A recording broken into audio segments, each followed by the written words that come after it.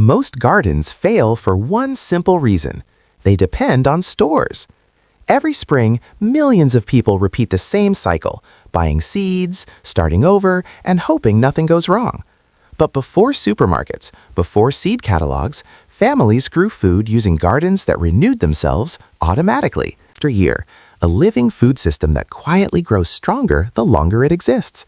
And once you understand it, you may never buy seeds again. The problem nobody talks about.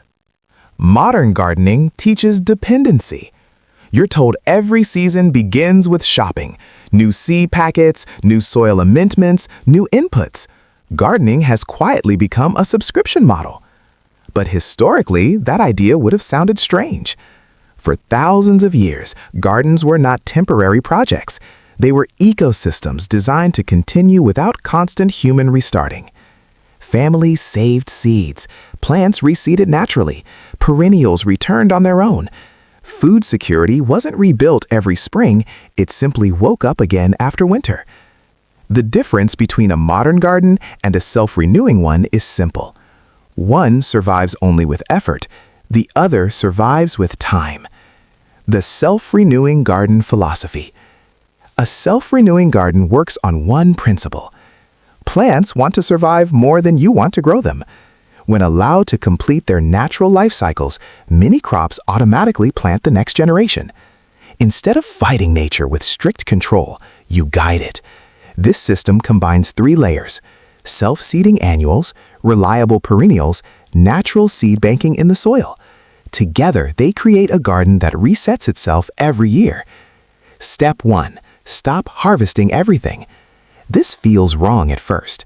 Most gardeners harvest every plant at peak production. But in a renewing system, some plants must be allowed to finish their full life cycle. When vegetables flower and go to seed, they are not ruined. They are planting next year's harvest. Lettuce, arugula, dill, cilantro, spinach, mustard greens. These plants are experts at reseeding themselves. Leave a few untouched. By late season, thousands of seeds fall naturally exactly where conditions are already proven to work. Nature performs perfect placement, something humans rarely achieve. Step 2. Grow plants that volunteer. Volunteer plants are the hidden backbone of old gardens. These are plants that appear without planting. Tomatoes, squash, potatoes, and herbs often return from missed harvests or dropped seeds. Instead of pulling them out, observe them. Volunteer plants are survivors. They sprout where soil, moisture, and temperature are ideal. Over time, they adapt specifically to your climate, becoming stronger than store-bought varieties bred for shipping instead of resilience. Each year, your garden quietly evolves. Step 3. Build a living seed bank. Healthy soil remembers. Every time seeds fall, some germinate immediately, others wait months or even years. This creates a natural reserve underground. To protect this seed bank, avoid deep digging. Heavy tilling buries seeds too far to sprout and destroy soil structure. Traditional homesteads often used minimal disturbance for this reason. Instead, add compost on top, mulch heavily, let worms mix the soil naturally.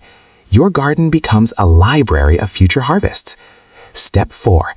Anchor the garden with perennials. Annual vegetables restart yearly. Perennials eliminate restarting entirely. Once planted, they return automatically. Examples include asparagus, rhubarb, chives, walking onions, berry bushes, perennial herbs like thyme, sage, and oregano. These plants form permanent food infrastructure. While annual crops fluctuate, perennials guarantee production regardless of yearly conditions. They are stability during uncertainty. Step 5. Let plants choose their timing. Seed packets give schedules. Nature uses signals. Self-seeded plants germinate when conditions are safe, not when a calendar says so.